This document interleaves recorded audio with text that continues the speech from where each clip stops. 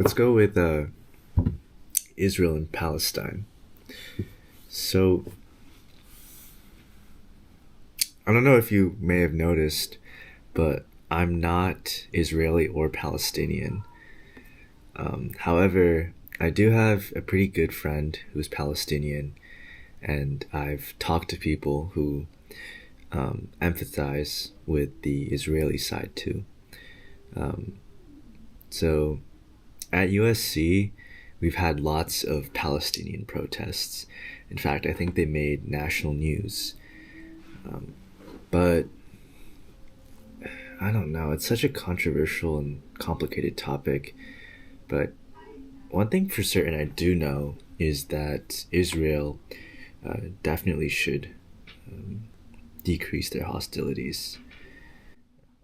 I feel like the more that Israel bombards Palestine with missiles and ground incursions, the just there are more terrorists and people that hate Israel and will go to extreme lengths to attack the Israeli state, then the more of those people um, it'll create.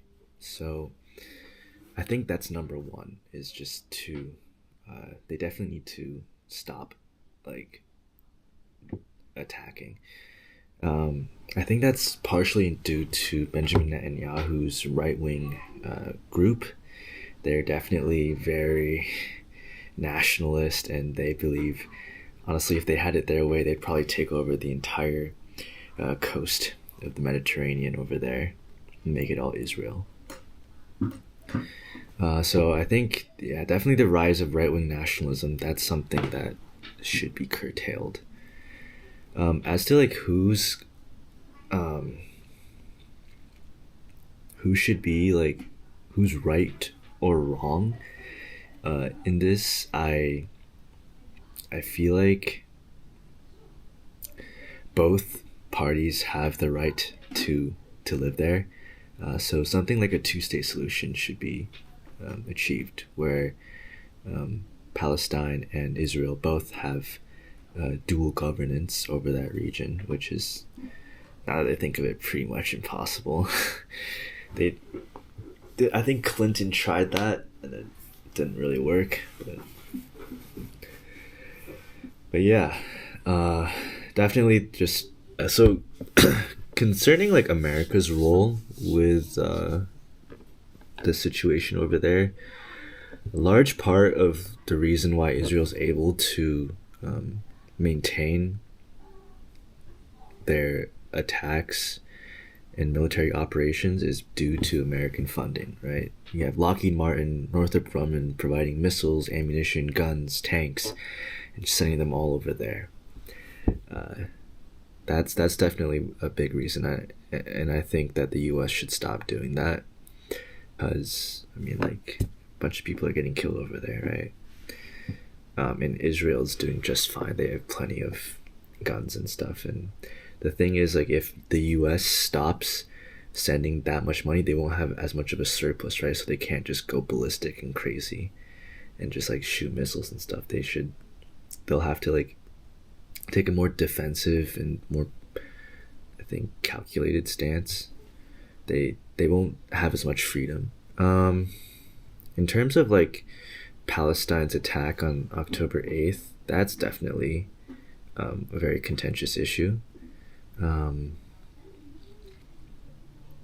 and be horrible and devastating in scope. But like, remember what the U.S. did after 9/11? Like, we went into the Middle East and did not leave. Needless to say, did not leave a very good impression over there. But I think that like what Israel is doing right now is like what the U.S. is doing in the Middle East. Then so, which are valid, right? I mean, I definitely agree that Israel has the right to defend itself, but there is a clear line between defending themselves and just attacking civilians, right? Women and children. Um, and elderly and causing a lot of humanitarian harm and like creating a such a inhospitable environment where humanitarian aid is nearly impossible to deliver. Um, yeah.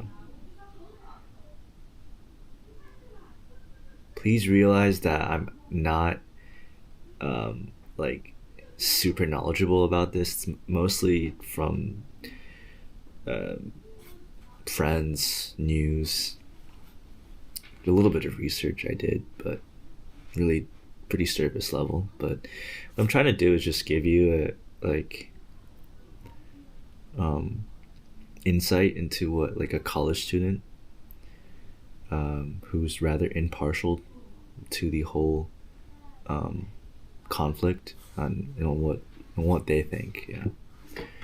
And if this video gets a lot of attention, then I'll conduct more interviews with other people. Yeah. We need one central arbiter to calm these sides, right? And then once we have like this central authority, then we can like rein in these two like misbehaving horses and uh like get them to behave and listen to each other and stop like killing each other, right? So that's what I think the US has to take a bigger role in. um and now with like Trump coming into office, he's very pro-Israel, and he's also very right wing as well. I do believe that he doesn't have any Palestinian sympathies. So who knows? I mean, he may support Netanyahu just steamrolling Palestine and making that part of Israel, but I feel like the Israel is instead of attacking them, we should pour money into Palestine, pour support, right? Because these organizations thrive under economic uncertainty. They give like young men a vent for their frustration and anger. If instead the U.S. does something like a Marshall Plan, right, and restore the Middle East, Israel-Palestine area,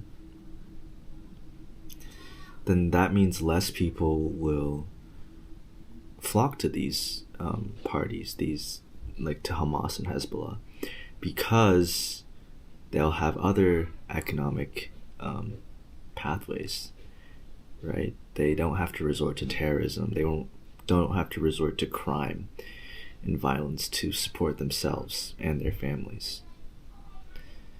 So, yeah, we saw that with the U.S. rebuilding Europe, right? The first time after World War One, the U.S. did not really support Europe. They had the Versailles Treaty. They were like, Germany, you're gonna do all this and that, and look how that turned out. The second time around, the U.S. did do the Marshall Plan, and that was really great because it rebuilt Europe. It decreased the chance of there being a revolt or like another, I don't know, communist or Nazi revival, and led to a more prosperous Europe. So